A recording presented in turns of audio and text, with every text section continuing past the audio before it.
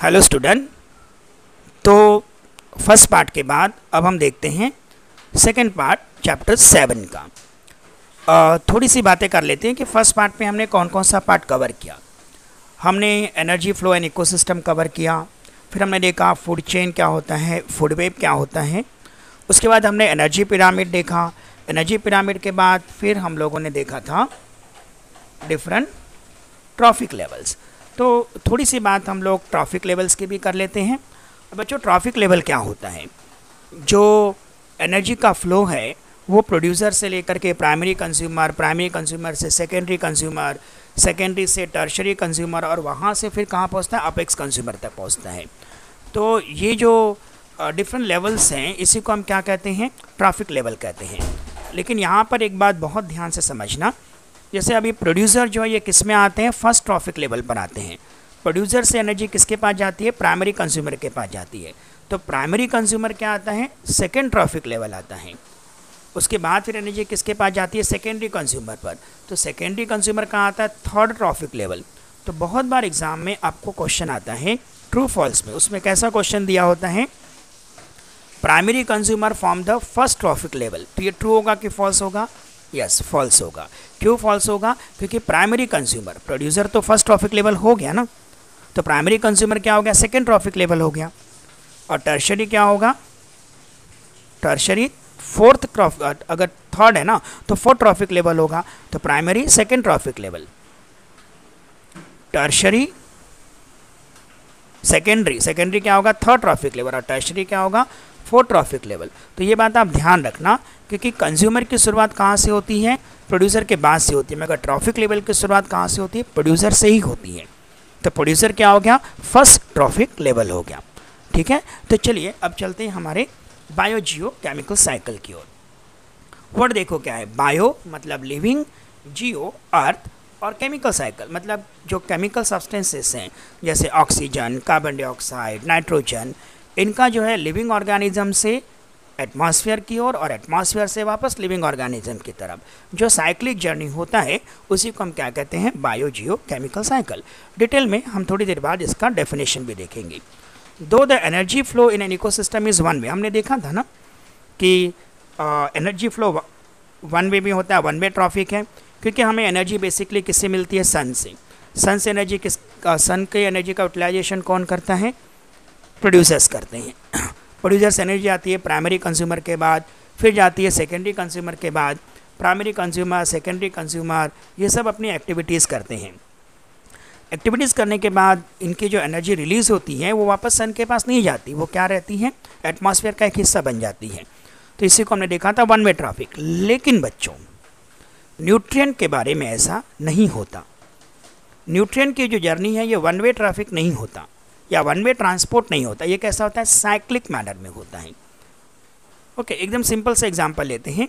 देखो, carbon dioxide जो atmosphere में प्रेजेंट है, प्लांट इसको क्या करेगा? यूज़ करेगा। मतलब ये कहाँ चला गया? प्लांट के बॉडी में गया। पहले ये कहाँ था? एटमॉस्फेयर में था, केमिकल था, अब ये प्लांट के बॉडी में आ गया। प्लांट को एनिमल ने खाया, मतलब यही कार्बन डाइऑक्साइड कहाँ गया? एनिमल के बॉडी में गया। ओके, एनिमल ने दूसरे एनिमल को खाया। ओके, इसके बाद, हाँ अभी बहुत ध्यान से सुनना मैं क्या कर रहा हूँ। Plant, animal, primary consumer, secondary consumer, apex consumer, सबका डेथ हुआ। डेथ होने के बाद ये सब कहाँ पहुँचेंगे? सॉइल में पहुँचेंगे। सॉइल में कौन है? फंजा, माइक्रो ऑर्गेनिज्म है, डिकम्पोजर्स हैं। ये क्या करेंगे? ये सारे जो प्लांट, एनिमल्स हैं, इनके बॉडी को डिकम्पोज करेंगे, और डिकम्पोज करने के बाद ये चीज़ें वापस कहाँ मिल जाएंगी? सॉइल में चली जाएंगी। फिर सॉइल से इसको कौन लेगा? प्लांट लेगा। समझे? तो वापस कहाँ पहुँच गया? प्लांट में पहुँच गया। मतलब ये जर्नी कैसा? जहाँ से प्लांट फिर क्या करेगा? रेस्पिरेशन करेगा, फिर कार्बन डाइऑक्साइड कहाँ पहुँच गया? एटमॉस्फेयर में पहुँच गया। तो ये साइकिल है ना बच्चों, इसीलिए इसको क्या कहते हैं? बायो जियो केमिकल साइकिल। तो देखो क्या कर रहा है। दो the energy flow in an ecosystem is one way, the flow of nutrient is cyclical. All organism need nutrient for their growth. ये तो हमें मालूम है। Study the various component in the figure given alongside, explain the biogeochemical cycle in your own words. तो बच्चों, जब आप biogeochemical cycle पूरी तरह पढ़ लोगे ना, तो पढ़ने के बाद आप ये डायग्राम खुद ही अपने ओन वर्ड्स में बता सकोगे। अब यहाँ पे डेफिनेशन वेरी इंपॉर्टेंट पार्ट, हाँ इसे अंडरलाइन कर देते हैं। The cyclical flow of nutrient within an ecosystem is called biogeochemical cycle। तो क्या रखना है, the cyclical flow of nutrient with in an ecosystem, जो न्यूट्रिएंट का इकोसिस्टम के अंदर जो साइक्लिक फ्लो है इसको हम क्या कहते हैं, बायोजियोकेमिकल साइकिल कहते हैं। राइट, अभी देखो, हाँ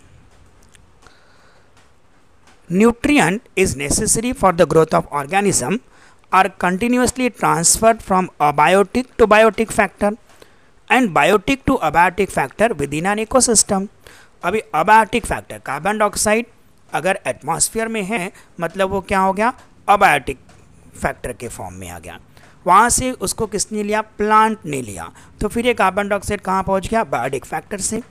प्लांट ने रेस्पिरेशन किया तो फिर ये कार्बन डाइऑक्साइड कहाँ पहुँच गया, एटमॉस्फेयर में पहुँच गया, समझे। तो बायोटिक फैक्टर से फिर कहाँ चला गया, अबायोटिक फैक्टर्स। तो ये जो न्यूट्रिएंट का जर्नी है ये बायोटिक से अबायोटिक, अबायोटिक से बायोटिक इकोसिस्टम में चलता रहता है। This cycle operate continuously through the medium of the biosphere. अच्छा, इसके लिए कौन कौन से मीडियम की जरूरत होती है, हमारा बायोस्फीयर किससे बना हुआ है, lithosphere, atmosphere and hydrosphere. Litho mainly rock के लिए रिलेटेड रहता है, तो आप ये बोल सकते हो सॉलिड, फिर एटमॉस्फेयर गैशियस और हाइड्रोस्फीयर वाटर। तो बायोस्फीयर के 3 मीडियम्स कौन कौन से हैं, लिथोस्फीयर, एटमॉस्फेयर एंड हाइड्रोस्फीयर, समझे। तो अभी देखो कार्बन डाइऑक्साइड जो है पहले एटमॉस्फेयर में था, एटमॉस्फेयर से ये कहाँ पहुँचा, प्लांट के बॉडी में पहुँचा, प्लांट की बॉडी को डिकम्पोज करने के बाद ये कहाँ पहुँचा, लिथोस्फीयर मतलब सॉइल में पहुँच गया। अगर कोई एक्वाटिक प्लांट है तो ये कहाँ पहुँचेगा, हाइड्रोस्फीयर में पहुँचेगा। तो ये जो साइकिल है ये ऑपरेट होता है 3 मीडियम्स के थ्रू, और 3 मीडियम कौन कौन से हैं, लिथोस्फीयर, एटमॉस्फेयर एंड हाइड्रोस्फीयर।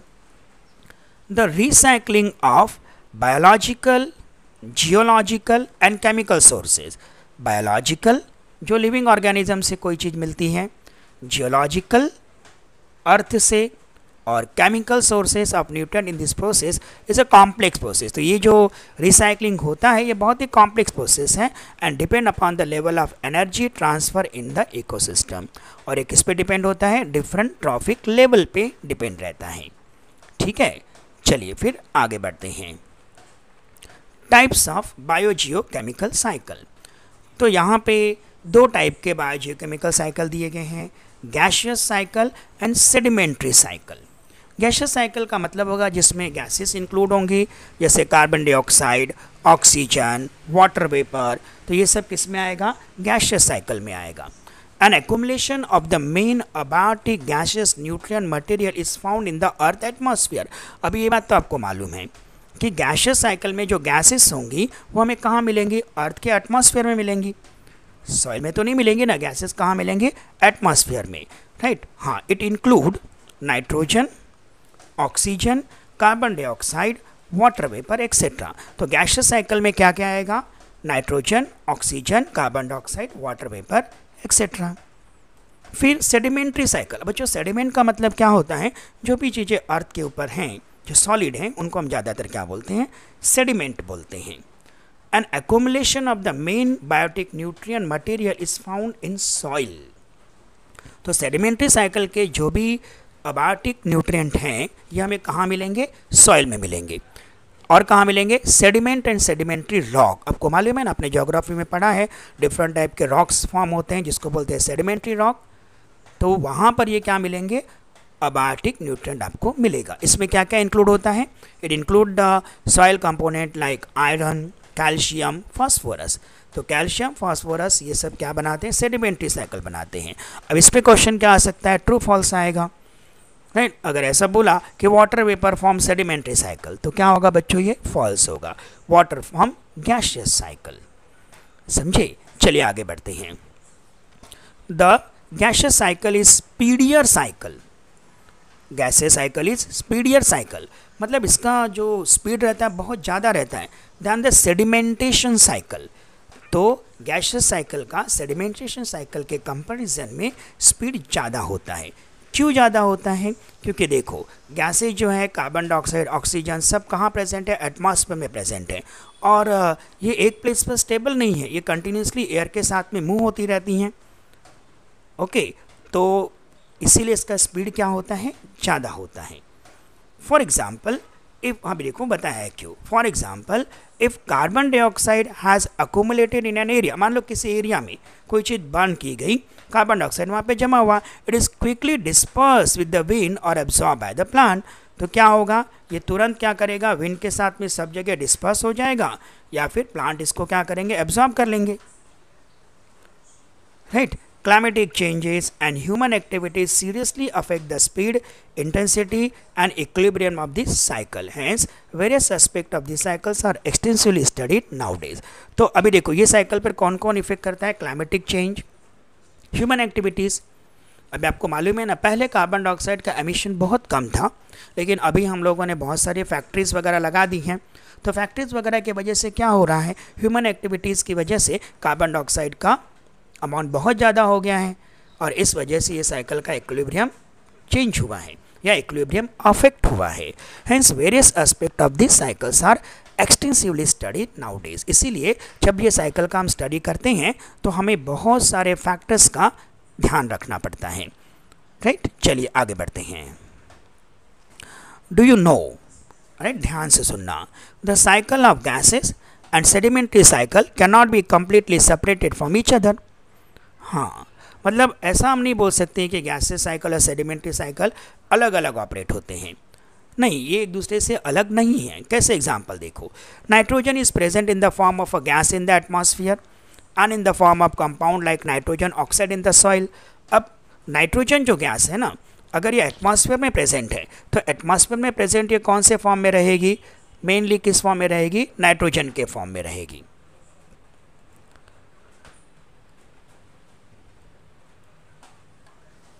ठीक है।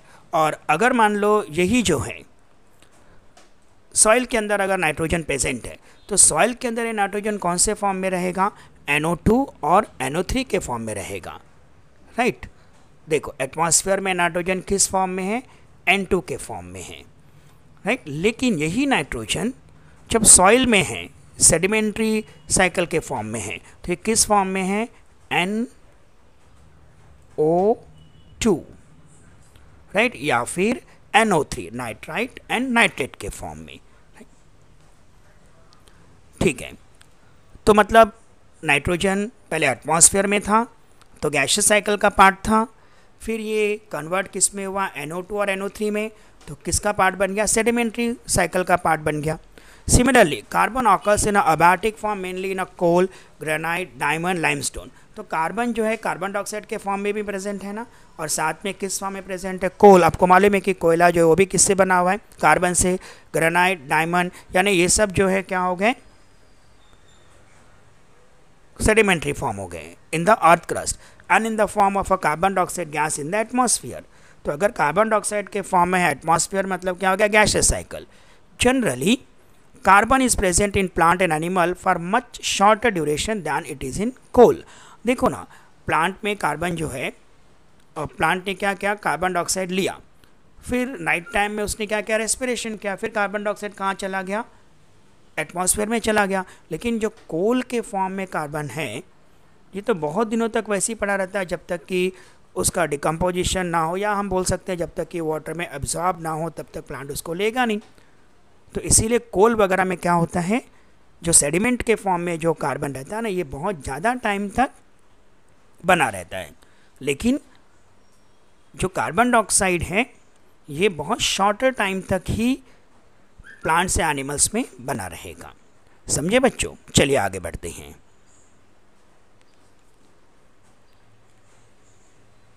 चलिए अब चलते हैं किसकी ओर? कार्बन साइकिल की ओर। तो पहला साइकिल हम चालू करें। अब हम समझ चुके हैं कि साइकिल क्या है, ठीक है। अब पहली बात तो आपको ये याद रखना है कि कार्बन जो है मेनली हमारे एटमॉस्फेयर में कौन से फॉर्म में है? कार्बन डाइऑक्साइड के फॉर्म में है, और इसका परसेंटेज होता है 0.03%, इतना कम। आप बोलोगे सर कार्बन जो है हर जगह से हम देखते हैं कितनी सारी चीज़ें जल रही हैं, इतने व्हीकल जा रहे हैं, ये सब होने के बाद भी कार्बन का परसेंटेज खाली 0.03% ही क्यों? क्योंकि बच्चों क्या लगता है आपको इसके लिए कौन रिस्पॉन्सिबल रहेगा, क्यों इसका परसेंटेज इतना कम है? यस, मुझे मालूम है आप लोगों में से ज़्यादातर लोगों का आंसर होगा प्लांट कार्बन डाइऑक्साइड एब्जॉर्ब करते हैं। लेकिन बच्चों प्लांट कार्बन डाइऑक्साइड का बहुत छोटा सा पार्ट ही एब्जॉर्ब करते हैं। ज़्यादातर कार्बन डाइऑक्साइड ओशन में एब्जॉर्ब हो जाता है, क्योंकि carbon dioxide gas is readily soluble in water, मतलब पूरी तरह नहीं लेकिन रेडिली सोल्यूबल है। तो ये ज़्यादातर कार्बन डाइऑक्साइड जो एटमॉस्फेयर की है ना, ये क्या होती है, वाटर में डिसॉल्व हो जाती है। इसीलिए इतना ज़्यादा एमिशन होने के बाद भी कार्बन डाइऑक्साइड का परसेंटेज हमारे एटमॉस्फेयर में खाली 0.03% है। अब ये कार्बन डाइऑक्साइड आप बता सकते हो कि लिविंग ऑर्गेनिज्म या ये कार्बन डाइऑक्साइड लिविंग ऑर्गेनिज्म में कौन इसका यूज़ करता है? यस, ह्यूमंस तो बिल्कुल नहीं यूज़ करता। इसका यूज़ कौन करता है? प्लांट करते हैं, क्योंकि प्लांट के पास स्पेशल अरेंजमेंट है, उनके पास क्लोरोफिल है। इस क्लोरोफिल के हेल्प से वो सनलाइट को ट्रैप करके कार्बन डाइऑक्साइड और वाटर की हेल्प से अपना फूड बनाते हैं, और इस प्रोसेस में वो बहुत ही इम्पॉर्टेंट गैस रिलीज़ करते हैं। कौन सी गैस? ऑक्सीजन गैस, समझे? और ये ऑक्सीजन फिर हम यूज़ करते हैं। हम ऑक्सीजन का यूज़ करके फिर से क्या रिलीज़ करते हैं? Carbon dioxide. वैसे कार्बन डाइऑक्साइड साइकिल बहुत ही कॉम्प्लिकेटेड है, मगर हम सिंपल फॉर्म में इसमें से समझ सकते हैं। तो चलिए देखते हैं क्या कह रहा है ये। The circulation and recycling of carbon from atmosphere to living organism and after their death back to the atmosphere is called carbon cycle. Define carbon cycle. तो क्या बोलोगे? The circulation and recycling of carbon from the atmosphere to living organism and after their death back to the atmosphere is called carbon cycle. Okay, तो बच्चों मतलब carbon का जो cyclic journey है atmosphere से लिविंग ऑर्गेनिज्म और living organism के death के बाद डिकम्पोजिशन से फिर से एटमॉस्फेयर, इसको हम क्या बोलते हैं? कार्बन साइकिल बोलते हैं। Abiotic carbon atom are circulated and recycle into biotic form.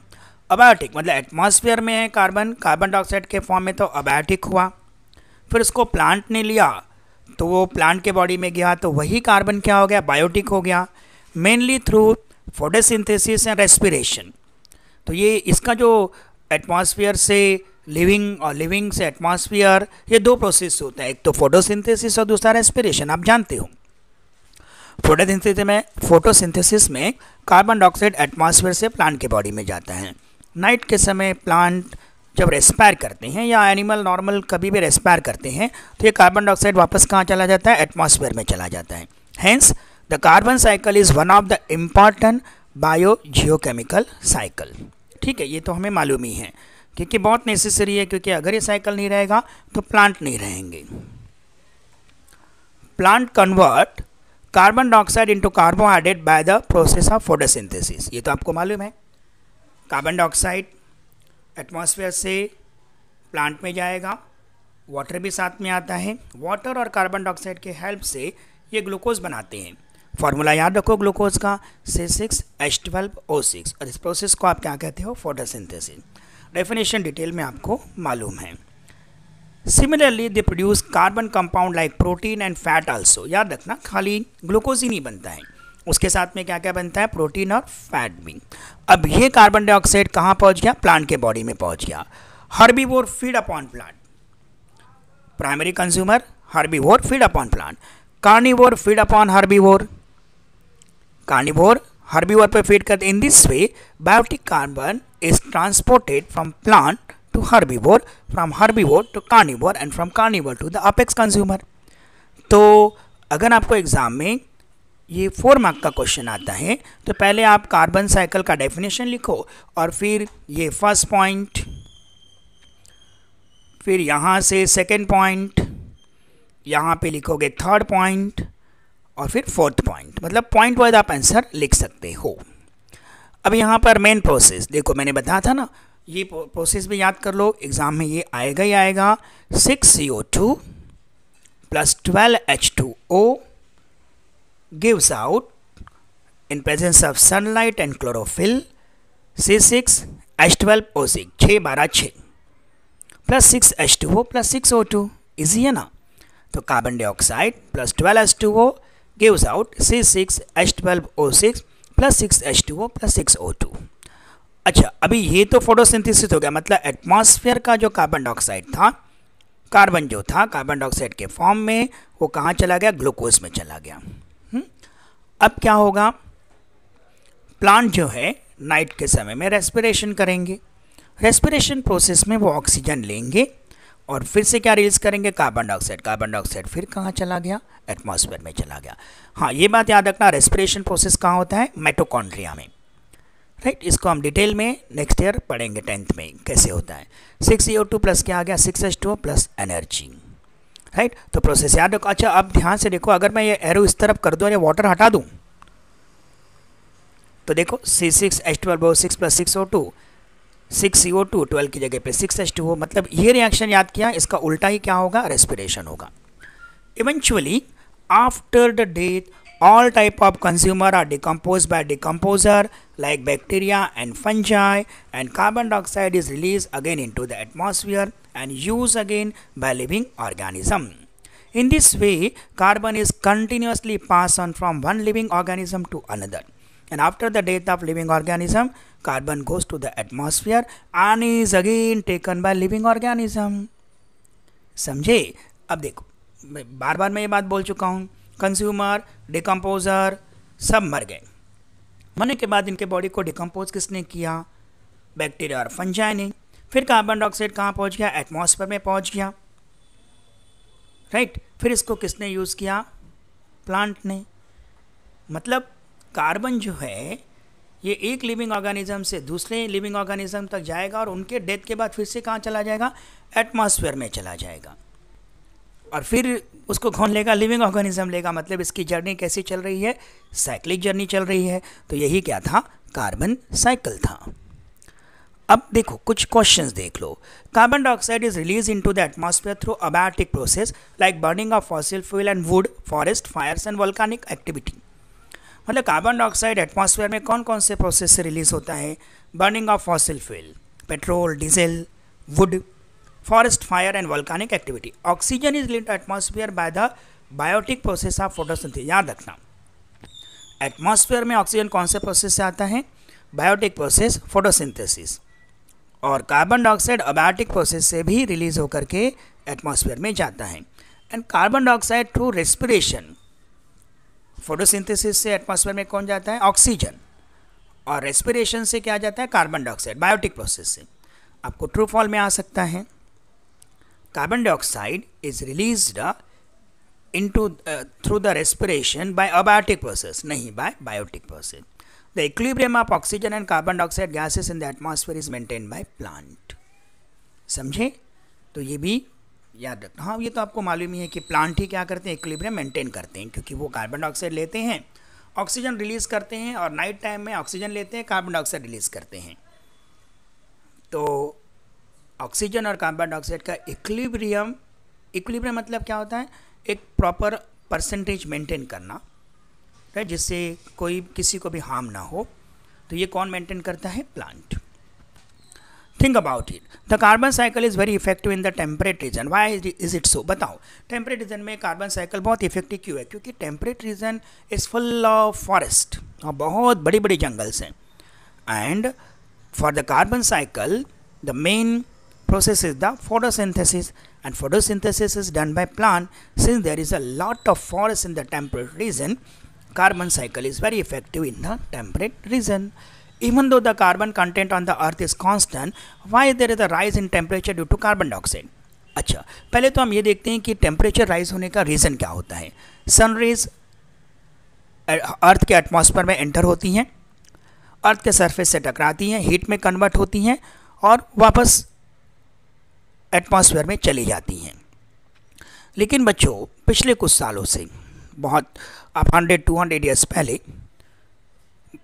अभी 100 या 200 ईयर के बीच में ही क्या हुआ है, बहुत सारा इंडस्ट्रियल प्रोग्रेस हुआ है, जिसकी वजह से कार्बन डाइऑक्साइड, सल्फर डाइऑक्साइड, ऐसे बहुत से गैसेस प्रोड्यूस हुई हैं और उनका कंटेंट कुछ ज़्यादा ही हो गया है।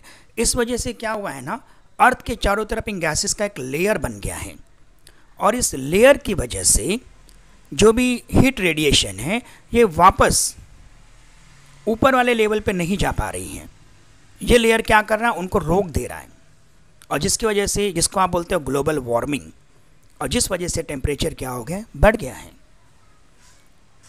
कार्बन का कंटेंट स्टेबल होने के बावजूद भी इस टाइप का जो ग्रीन हाउस गैसेज जिसको बोलते हैं, उनका कंसंट्रेशन बढ़ने की वजह से टेम्परेचर बढ़ रहा है।